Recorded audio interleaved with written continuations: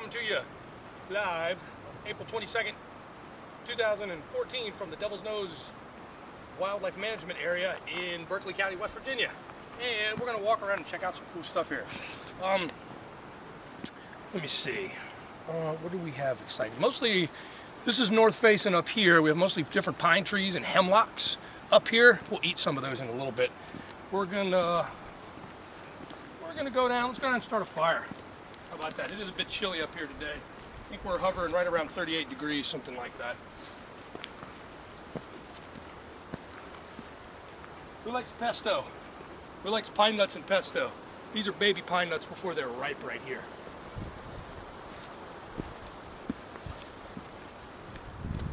Cherry tree. Bark is toxic. One of the few things that will kill a goat. There's a hemlock. Eastern hemlock, not like the plant. It's referred to as maculata more specifically, but Tsuga canadensis. This is eastern hemlock. This tree is quite edible. Pioneers tanned hides with the bark, similar to some other trees with a lot of tannins in the bark, and they make a wonderful herbal tea. In another couple days, couple weeks, there's going to be little lime green needles coming off of the stems that you can eat. You can still eat them right now, and without boiling them, just steeping them. This is your vitamin A and your vitamin C right here. Oh, let me see. What else do we have? So why isn't that poisonous? What's the difference between hemlock and poison hemlock? I'm sorry. The water hemlock and the deadly hemlocks are a plant. This is a tree. It's a whole different plant altogether. One reason, I believe a Japanese botanist gave it a little different name so you could correctly identify one from the other in conversation. And this is Tsuga canadensis, and the hemlocks are the species maculata, and they're a plant. This is a tree. These guys are quite edible. White pine. This is one of my favorite trees for friction fire. White pine. 5 letters in white, 5 needles coming off of the fascicles. One easy way to tell white pine. And if they have a wagon wheel appearance from the branches here, they all come out from the same place on the stalk. Wagon wheel appearance, white pine. White pine is very common in this part of the world. As we walk, we have some hieroglyphics.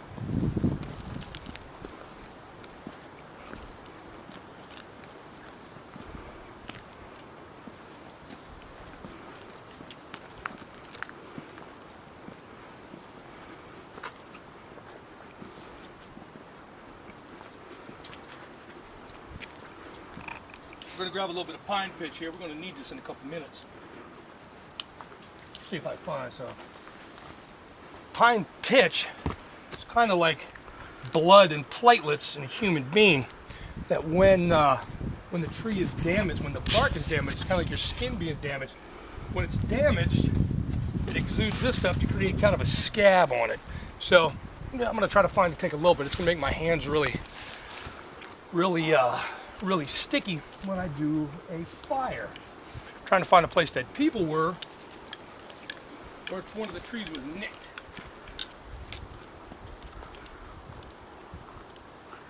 There we go.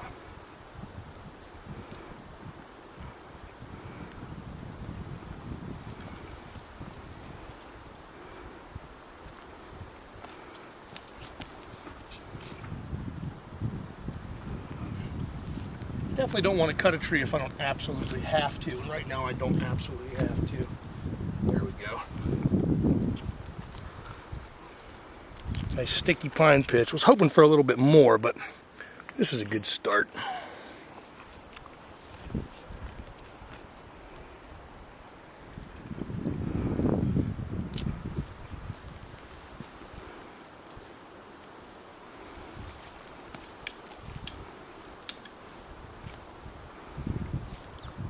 Alright, that's a good start. Let's walk down here. Let's check out some more of the scenery from the Devil's Nose. Watch your footing.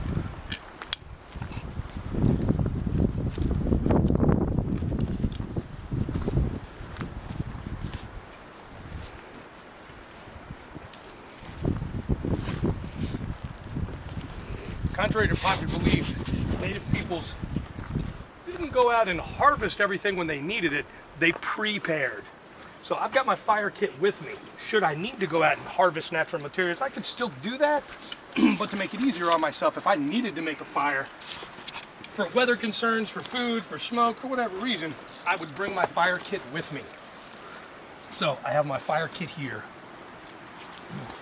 Some of the materials like tinder, especially tinder, I would bring with me if I could. But things like that are a little bit easier to find and are viable when you're out in the forest actually needing them. Greenbrier right here is quite edible year-round. The dendrils, or the little fingers that hook onto branches and other things that help it climb, it is a vine, are quite edible. They taste kind of like really, really light-tasting grapes. Roots of these things are edible all year round as well. There's some kind of greenbriers. Watch the spines on that. Mm-hmm.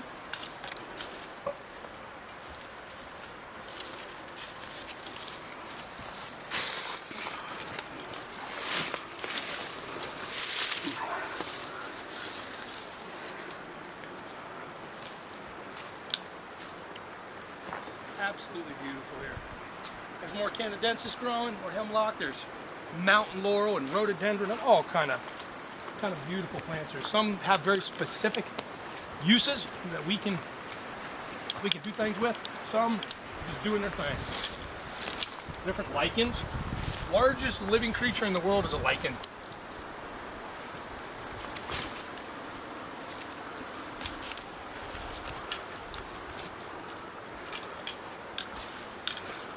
Why we've picked this spot? This is where anybody would camp. You have shelter, important protection from the elements, wind and precipitation specifically. You've got overhead cover, you have a place to stop and think. So this would be a very practical site to set up camp. Far enough away from water that we wouldn't have to worry about biting insects or some of the other potentially dangerous animals. Could be dangerous that live around water. This would be a wonderful place to set up camp. Close enough to water that it's accessible, but far enough away that we could get it when we needed it. Hike it up here. Walk around, see if we can find a little bit more viable pine pitch. See if I can not fall. Oh, here we go.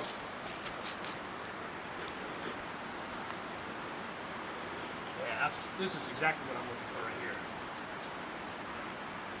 Alright, remember where that is. And this is what we don't do, is hack at trees and do nonsense like this. First, because it's ethically irresponsible, too, because it's ugly. And then draw pictures on rocks that aren't beautiful. So, we're going to do a fire today. I'm going to talk to you about hand drill fire. Grilling some onions. Most importantly with fire, after I produce it, I don't want it to jump. We refer to it as out of the place that I'm making a fire. So I want to be very mindful that everything around me is relatively free from flammable materials. Now I'm going to be able to contain this pretty good because we're not going to make it very big. But I am nonetheless going to be very mindful of what it is that I'm doing. But we're going to do hand drill fire today. I'm going to use my Yucca filamentosa stalk and northern white cedar fireboard. Right here, like yay. I do have these pre-primed already. You only have so much time getting this done. I grab some tinder that I've already harvested.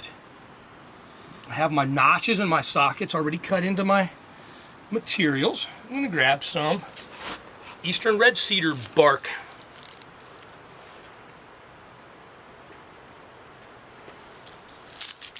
I'm going to process this, we refer to it as, and get it ready to burn as much surface area as I can create with a fibrous, dry material. I'm always looking around for what's available, what materials are available, ethically available for me to harvest and utilize. Unfortunately, this part of the world does not yield very good knapping materials to make primitive tools out of rocks.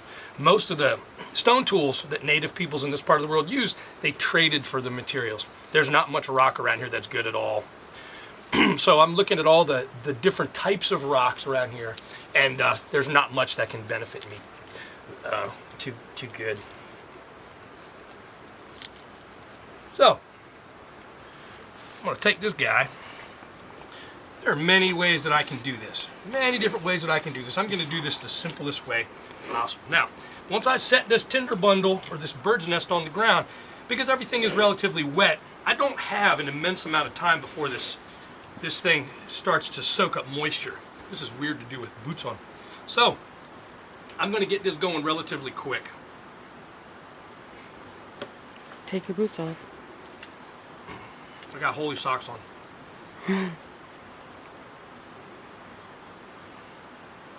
So, what I'm going to do, start a fire essentially.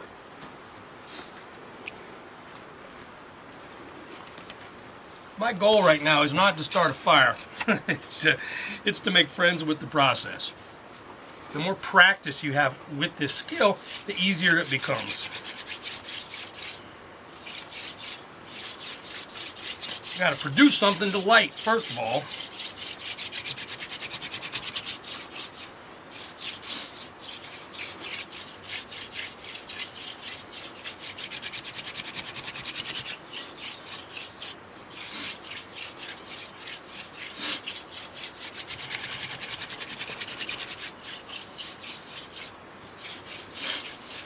Smells so good.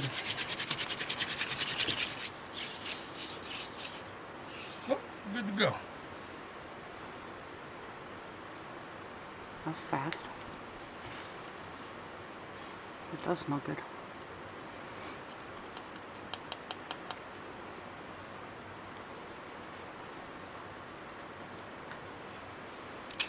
I'm very mindful and careful of what I'm doing, just because it feels good.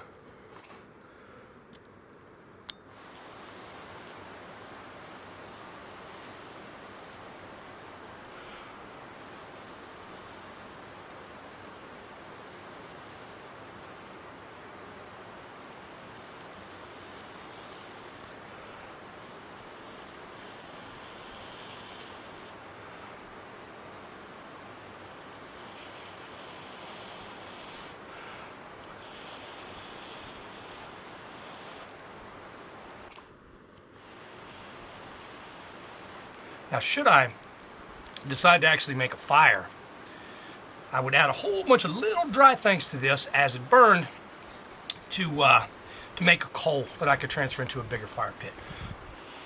Well, there you go, Christina. There's your fire.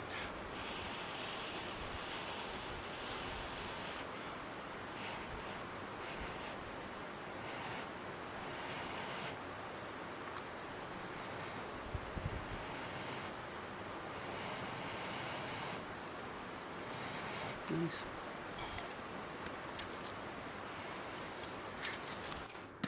So there we go.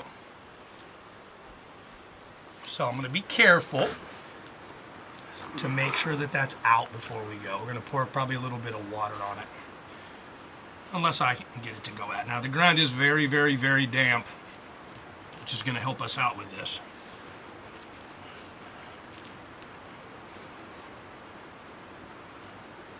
Yeah, we're pretty much out. Yeah, we're out. We would be worried about smoldering, but yeah, it wasn't really lit anyway. So that's a hand drill fire. I'm very mindful of my kit. Obviously, this is pretty important to be able to start a fire out here in this environment in any season. So I'm going to be very mindful that my kit goes right back together as soon as possible. So should I actually need to make a fire, if it's game time, I can do that. I'm putting a strap around it so all the stalks and fireboard are stronger so they don't break as easy. This would be an outstanding place to camp. Again, we have overhead cover. That's south facing, that's west facing, and that's where most of the wind and rain and precipitation is going to come from. So we'd be relatively protected should we decide to camp in here. So yeah, this would be a wonderful site to consider to camp in. Yeah,